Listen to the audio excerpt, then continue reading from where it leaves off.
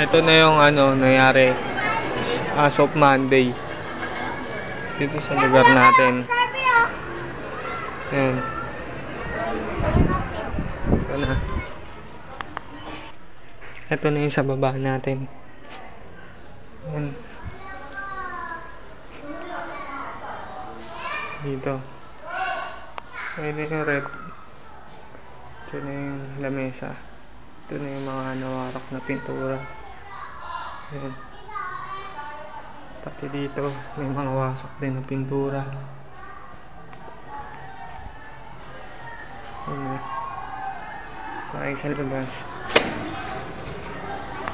Ito na yung sasakyan natin. Inayos na nila Kuya Bal.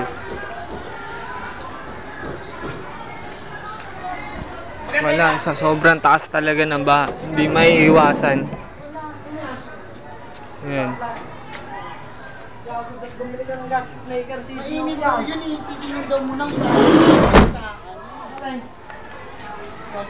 Ito na yung mga upuan.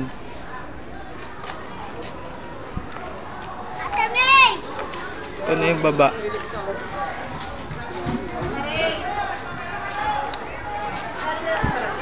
Walang pera. Walang pera. Ito yung nangyari dito sa taas. Yan.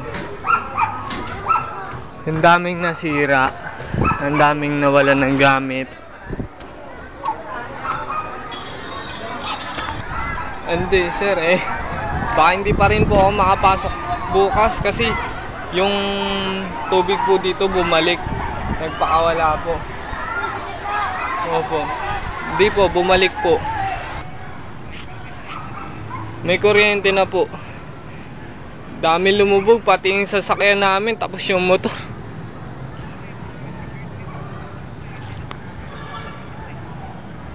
Yan nga. Ito yung jeep natin.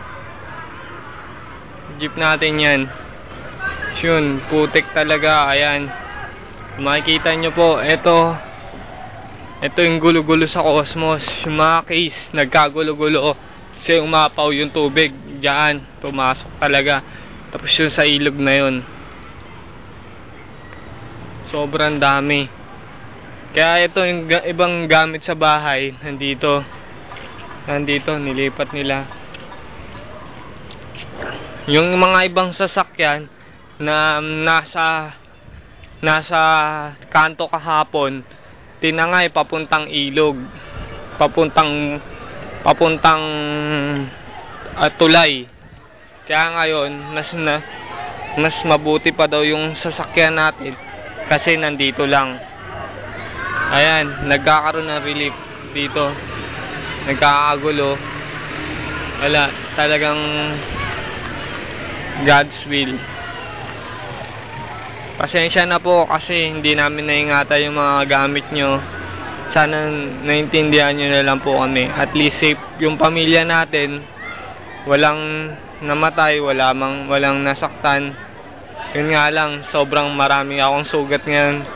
Kasi ang daming tao na naglipat-lipat. Ingat na lang po pang dyan. Contact again. Bye-bye.